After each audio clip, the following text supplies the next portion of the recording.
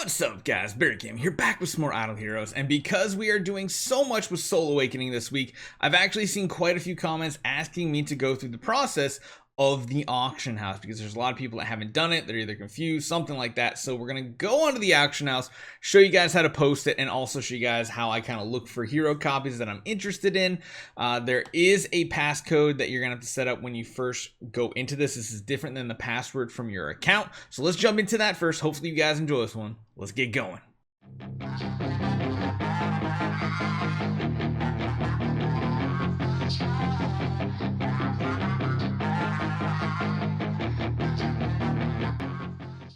So first up, when you go to the auction house for the first time, actually we might be able to do it on one of our other random accounts that we've never even jumped into the auction house on. The first time you do it is going to ask you guys to set up a secondary password. This is a different one, or at least I recommend you do it different than your normal password. Normally you can just type in, like, honestly, if you want, you can just do all ones here. You can just for the sake of this, we'll just make them all ones. So now you have a password set right up here. You can change that password, your old one, and make a new one if you think someone might have gotten it. But that is what you're first going to have to do. Now, once you have that set up, you are pretty much unlocked to list things in the auction house. In order to list a hero, you have to have these slots open. Of course, VIP have more. I think free to play have what, like 3 slots, 2 slots open, something like that. Total 6 if you are higher VIP. Now, all you have to do is click this plus button and it will give you a list of heroes that are valid to actually list. Now, C- and higher heroes are the only ones you can list. You can't list E tiers or D tiers. They have to be C- or lower, which is why I took a few extra summons to get one so I could show you guys exactly what goes on. Now, you see the starting price here. This is where it gets a little quirky.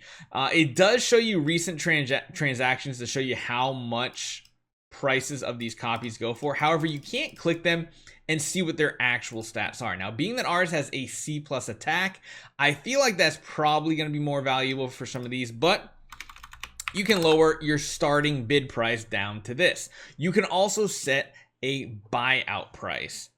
So this down here is really funky because it might let me do it, it might not. Okay, sometimes I get this weird occurrence down here, or you might get it too, where it says your buyout price is lower than your starting price, even though your starting price is lower, and it'll make it so you can only put it as low as possible. So like here, I guess if I tried to set it for like 150, it would say price lower than starting price. So I don't really know why that is, but there is a minimum and a maximum that you can set on certain hero copies, it looks like. So just be warned.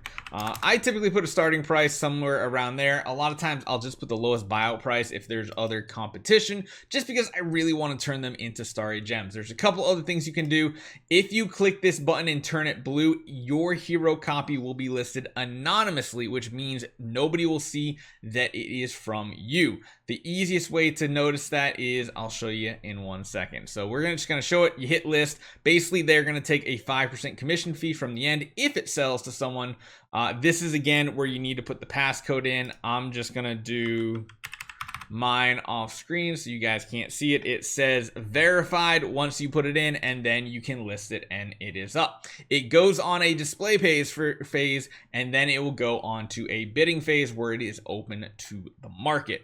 Whew. So now you can see your transactions here too. I sold 2 of my B tiers here.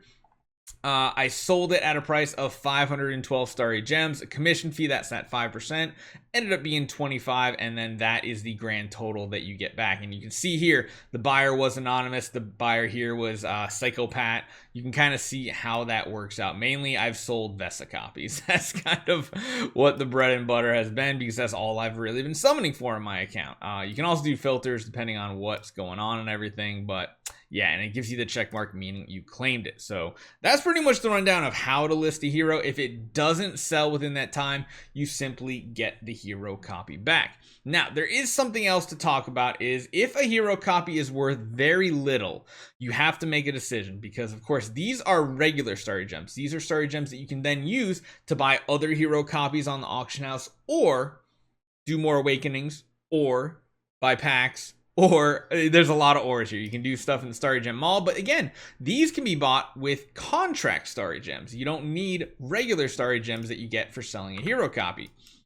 The other thing here too is in the value packages, these here are regular contract Starry Gems that you can use as well. You can use either or contract or Starry, but that's completely up to you if you're going to buy the packs. Sometimes in events like this, where's the value package here, sometimes these guys are not too bad. If you're just missing a breakpoint, using them could be worthwhile if it means getting something you really want.